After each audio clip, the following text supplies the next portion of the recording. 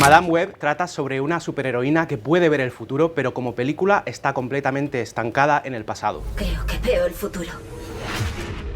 Cada vez hay más piratas en Nueva York.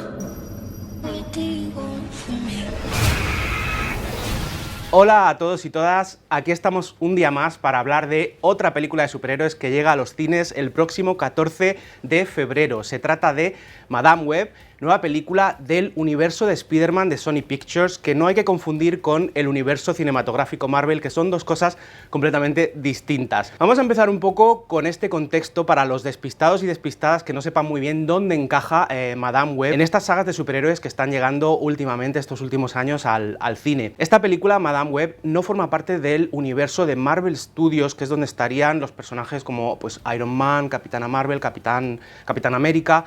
Es una cosa aparte. ¿Por qué? Porque está basada en los personajes y en los cómics de Spider-Man. Los cómics de Spider-Man, los derechos los tiene Sony Pictures, no Marvel Studios. ¿Qué pasa? Que tenemos a Spider-Man en medio de todo, que gracias a un acuerdo hace unos años consiguieron compartir al personaje entre los dos para crear lo que es el Spider-Man del universo cinematográfico Marvel que conocemos, interpretado por Tom Holland. Esta película, Madame Web, no está en este universo, como digo, aunque tenga como conexión a Spider-Man. Está aparte en el, digamos, universo arácnido, ¿no?, de Sony Pictures en colaboración con Marvel Entertainment, donde también pertenecen películas como Venom, que fue la que empezó un poco todo esto, y Morbius, que es la más reciente. Aún así, Madame Web llega con intención de presentarse como una película, como una superheroína bastante independiente narrativamente, no ultra conectada a otras películas como sí hemos visto muy recientemente tanto en Marvel como en DC. Salvando muchísimo las distancias, podríamos hablar de Batman, de Batman, mejor dicho, y de Joker, por ejemplo, como ejemplo de lo que quizá está intentando hacer un poco Sony con estas películas de personajes de Spider-Man. Contar historias un poco independientes que no haga falta haber visto absolutamente todo lo anterior para entenderlas y para seguir el hilo de lo que ocurre en ellas. Esta parece ser la intención. No sabemos si es una intención más reciente, visto que los superhéroes empiezan a estar de capa caída y el tema de las conexiones y de todos los cameos y de todo esto que antes nos gustaba tanto, ahora está empezando a ser un poco un lastre para el cine de superhéroes, o si por el contrario estaba así pensada desde el principio. Yo me decanto a lo primero. Yo creo que Sony ha reculado un poco ahí, ha visto que no están funcionando sus películas interconectadas de Spider-Man y ha dicho vamos a hacer algo más independiente. Madame Web está dirigida por S.J. Clarkson, que tiene experiencia previa en cine de superhéroes, mejor dicho en las series de superhéroes, porque dirigió varios episodios de Jessica Jones y de Defenders para Netflix. Aquí se pone al frente de una película, ya un largometraje más superproducido para cines, donde conocemos a Cassandra Webb. Cassandra Webb es el personaje que protagoniza la película y que está creado en 1980, creo, a principios de los 80, por Marvel Comics, como personaje secundario de los cómics de Spider-Man, donde aparece clásicamente como una anciana que tiene poderes precognitivos, una anciana que puede ver el futuro. La Cassandra Webb que conocemos en esta película, interpretada por Dakota Johnson, es evidentemente una mujer joven, una mujer de 30 y pocos años, que, bueno, comparte sus poderes con el personaje de los cómics, pero quizá pues es una historia con una historia de orígenes diferente, porque esta película, ante todo, es la historia de orígenes de Cassandra Webb. Conocemos cómo el personaje adquiere sus poderes, porque al final esto es una historia de orígenes, donde conocemos cómo empieza todo para Cassandra Webb y de una manera pues ligeramente diferente a lo que conocemos, a lo que quizá conocéis de los cómics y de la serie de animación, en la que también aparecía. Cassandra Webb es una trabajadora de emergencias que un día en un caso tiene un accidente que le hace adquirir sus poderes, o mejor dicho, que despierta sus poderes en ella. A partir de ahí verá cómo su vida está conectada a la de otras tres personas, tres adolescentes, tres chicas que tienen algo en común y a las que se tendrá que unir para proteger y para huir de un villano que las busca y las persigue con motivos oscuros. Madame Web, la verdad que no llega en el mejor momento para el cine de superhéroes. Como comentaba antes, el género está un poco de capa caída después de varios fracasos de taquilla, de varias decepciones creativas y de varias series, especialmente de Marvel, que pues han pasado un poco sin pena ni gloria. Parece que el género, que hace unos años era completamente infalible y que cualquier cosa de superhéroes que llegaba a la pantalla funcionaba, incluso si dividía a la audiencia, funcionaba económicamente, últimamente a la cosa no le va tan bien. En el caso de Sony en concreto, les está costando bastante levantar este universo arácnido de personajes secundarios de Spider-Man, a pesar de que han tenido sus éxitos. No tiene muchas películas por ahora, empezó todo con Venom y la verdad que, aunque la película no gustó mucho a la crítica, funcionó muy bien a nivel de taquilla. La segunda parte también funciona a nivel de taquilla, a pesar de ser completamente desastrosa, pero bueno, tan mala que al final pues era buena, era divertida. Le siguió Morbius, que es un poco la película que quizá más ha dañado al universo de Spider-Man de Sony, por desgracia. Era una película completamente que no había por dónde cogerla y al final pues eso ha creado un halo de negatividad alrededor de estas películas que Venom esquivó completamente. Mala señal es adentrarnos en Madame Web sabiendo que está escrita por los mismos guionistas que Morbius. A ver, vamos a dejarlo claro desde el principio. Madame Web no es peor que Morbius, y ya sé que no es decir mucho, pero bueno, aquí podemos rescatar algunas cosas que quizá hacen que se salve, aunque sea por los pelos. Vamos a empezar hablando de lo bueno, ¿vale? Porque para lo malo voy a necesitar un poco más de rato. Lo bueno es que, como decía, es mejor que Morbius en el sentido de que esta película por lo menos tiene un poquito más de sentido de la diversión.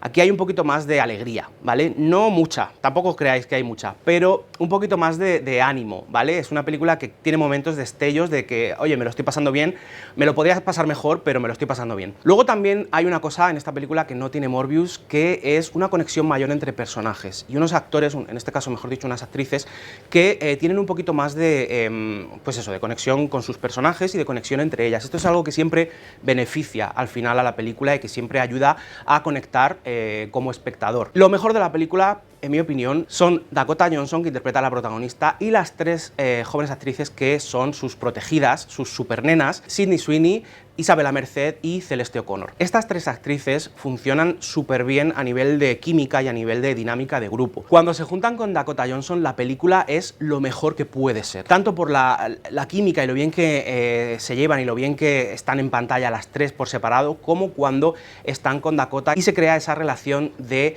protectora y protegidas, que resulta bastante divertida y que nos da los mejores momentos de la película, tanto a nivel de guión como a nivel de interpretación, incluso de acción. Vamos a hablar de la acción también porque es bastante irregular, pero tiene sus momentos. Hay una escena concretamente hacia el principio, hacia la primera mitad de la película, que es cuando por fin Cassandra se junta, se une con las tres chicas y empieza a ver qué está pasando y por qué están conectadas. Y empiezan a, pues eso, descubren que son el blanco, que están huyendo del mismo enemigo común. En esta escena que transcurre en un tren es donde la película nos da la mejor acción, ¿vale?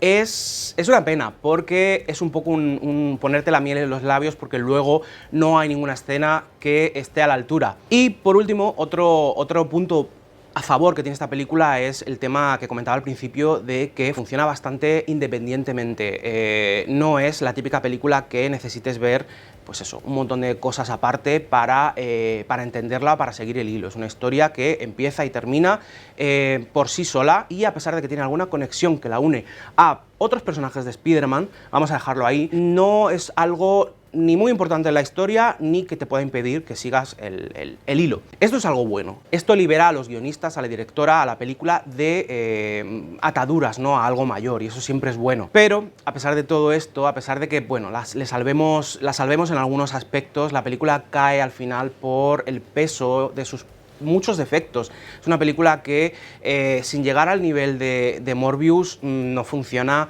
en muchísimos sentidos. Los voy a enumerar, voy a ir paso a paso porque son unos cuantos. Vamos a ver. La acción, como comentaba, es bastante irregular. La escena del tren está muy bien, pero lo demás está, pues, no tan bien.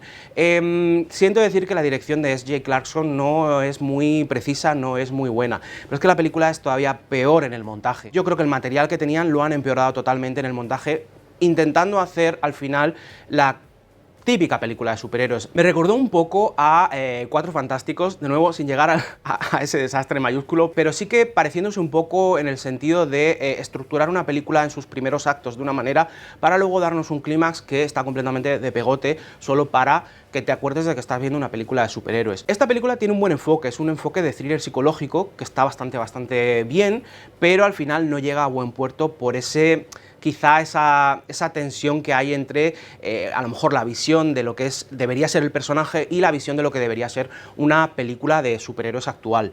Al final todo falla en el clímax principalmente, como digo, donde la acción es completamente terrible, donde está todo muy mal grabado y sobre todo donde está todo editado de una manera que no puedes ver lo que está pasando, no hay sentido, no hay coherencia visual, no hay coherencia narrativa y al final la película se acaba yendo completamente al garete. Visualmente tiene alguna idea interesante relacionada con los poderes de su protagonista, pero al final también resulta muy plana. La película está ambientada en 2003 y digamos que han llevado bastante lejos el tema de la ambientación porque es realmente una película que parece hecha en 2003. Hablemos de los efectos visuales porque tienen tela. 2024, no podemos tener una película con efectos digitales tan tremendamente cutres, por favor. Hay momentos de acción en los que los personajes, pues esto, que estás viendo un monigote de dibujos sin ningún tipo de peso y sin ningún tipo de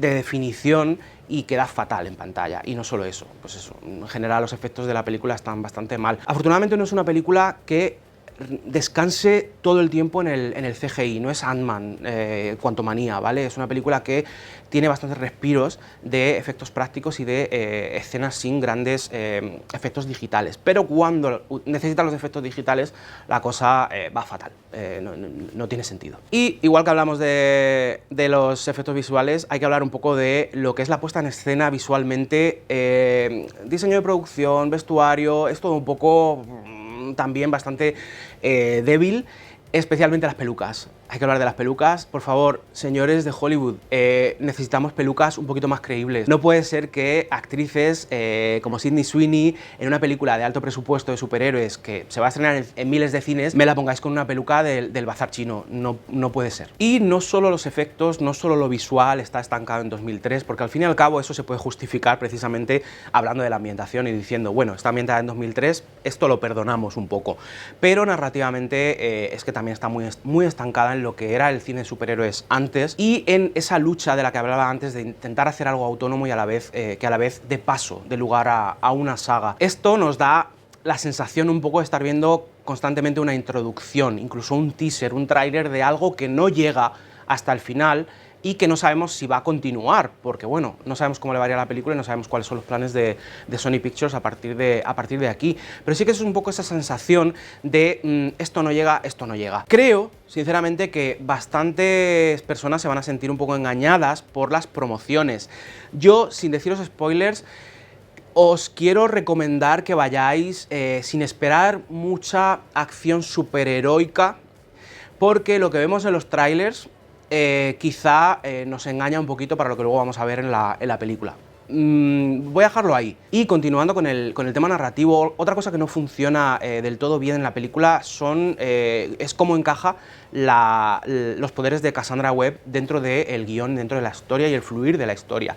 Los flash forwards entorpecen bastante, son esenciales evidentemente, pero entorpecen bastante el ritmo de la película en algunos momentos. O sea, cada vez que Dakota Johnson tiene su momento That's So Raven, de venirle el flash forward de lo que va a pasar en el futuro, sabes qué va a pasar, sabes que vas a tener que ver esa escena 2 veces, aunque sea con variación, y la película no es lo suficientemente creativa como para solventar esa repetición y que no resulte repetitiva. Me parece bastante pobre la forma en la que soluciona estos momentos en los que Cassandra se da cuenta de lo que va a pasar y a continuación debe intentar evitarlo. No voy a contar tampoco cómo lo evita, pero hay varios momentos en los que lo evita de la misma manera exactamente y resulta completamente repetitivo. Entonces hace falta un poco de, pues eso, creatividad y un poco de ingenio que esta película no tiene, por desgracia. Otra cosa que falla en la película y que ya es un poco un clásico del cine de superhéroes con excepciones es el villano. El villano no funciona tampoco del todo. Aquí está interpretado por Tahar Rahim y la verdad es que el actor le da un tono oscuro al personaje que mola bastante y que tiene bastante potencial, pero de la misma manera que con el resto de elementos de la película no se le termina de sacar provecho del todo. Es un personaje al que no entendemos muy bien, del que sus motivaciones no están muy claras, su conexión a las protagonistas no están tampoco muy claras. No termina de funcionar. Él está bien, y ya digo que ese toque oscuro, la verdad que resulta bastante interesante, pero no termina de cuajar. Y lo más importante en cuanto a la historia, ya sabemos lo importante que es tener un buen guión. Es Madame Web, no le vamos a exigir un guión de Oscar, por supuesto, pero un mínimo sí, por favor. Y este guión está lleno de agujeros, más que un Gruyère. O sea, es una cosa de no parar de pasar cosas que tú te planteas como espectador, ¿esto por qué? ¿Por qué pasa? Esto no tiene sentido, esta decisión, ¿por qué? O sea, por poner un ejemplo, hay un momento en medio de la película, ¿vale?, que las protagonistas están huyendo del villano y Dakota Johnson decide irse, bueno, Cassandra Webb decide irse al Amazonas a tener su momento místico. ¿Por qué? Quiero decir, no tiene absolutamente ningún tipo de sentido tener a la protagonista protegiendo a 3 adolescentes y literalmente dejarlas solas durante una semana para irse al Amazonas a aprender a usar sus poderes, a tener el típico momento, ¿no?, de montaje de aprender a usar mis poderes. No funciona, o sea, teníamos que haberlo encajado de otra manera, no tiene sentido. De este ejemplo, a lo mejor este es el ejemplo un poco más flagrante, ¿no?, de estos errores de guión, pero hay muchísimos momentos y muchísimos detalles en los que no tiene sentido lo que está pasando. Más agujeros de guión nos encontramos en el tratamiento que se le da a la tecnología. Hablamos de 2003 y como tal quiere plasmar una tecnología de 2003 a la vez futurista con la que trabaja el villano para encontrar a sus presas. Y esto es un elemento de la película que podría también haber sido interesante, pero del que no se le saca absolutamente ningún partido. Y de nuevo no tiene mucho sentido cómo se utiliza en el plan del villano y nos deja más preguntas que respuestas. Y para terminar, el product placement. Se nos va de las manos. Esto parece un videoclip de Nicki Minaj o de Ice Spice. No es normal que toda la película sea un anuncio de 1 hora y 45 minutos de Pepsi. Por favor, es que falta que aparezca Pepsi en los pósters, en plan patrocinado por Pepsi. Las botellas de Pepsi aparecen en toda la película, pero es que encima el cartel de Pepsi de neón juega una parte importante en el set, en lo que es el set de la acción, y es una cosa súper descarada que a mí me sacaba completamente. Es que era todo el rato ver, pues eso, un anuncio de... Me estaba esperando ver a Britney Spears, Pink y Beyoncé aparecer en un rincón. No podemos llevar tan lejos el product placement, no podemos ser tan descarados porque también al final perjudica bastante a la imagen de la película. El product placement es algo que ocurre en todas partes. El cine de superhéroes, Marvel Studios, el universo cinematográfico Marvel está lleno de publicidad, pero creo que son un poquito más disimulados. Un poquito. Entonces, bueno, también un toque de atención a este tipo de cosas porque Sony es muy dada al product placement muy exagerado y muy obvio y nos saca de la película. Bueno, y después de este repaso a la pobre Madame Web, vamos a terminar un poco con una nota positiva, ¿no? Es verdad que la película no termina de funcionar, pero se salva por los pelos, como decía al principio, gracias a Dakota Johnson y a el trío de personajes secundarios que la acompañan. Afortunadamente, Dakota es una actriz que bueno, tiene una imagen bastante divisiva, bastante negativa incluso, a raíz de su participación en 50 sombras de Grey. Hay gente que, pues eso, a la que no le parece buena actriz, completamente lícito, una opinión completamente lícita, pero personalmente creo que es una actriz que con el material adecuado puede demostrar tener bastante talento. Quizá el drama se le da mejor, pero en comedia me parece que funciona bien por ese encanto natural que decía y esa espontaneidad que la hace bastante cercana. Al final, la idea un poco con la que me quedo es esa sensación de ver algo, de tener la miel en los labios, ¿no? De tener algo delante y no poder cogerlo. Me parece que Madame Web tenía muchísimo potencial para hacer algo muy guay, pero al final se pierde completamente y lo que nos hace es darnos un adelanto de algo que no sabemos si vamos a ver. Y lo que tiene que ofrecer pues tampoco aporta mucho al género. Digamos que en este caso Cassandra Webb no estuvo muy acertada en su predicción del futuro.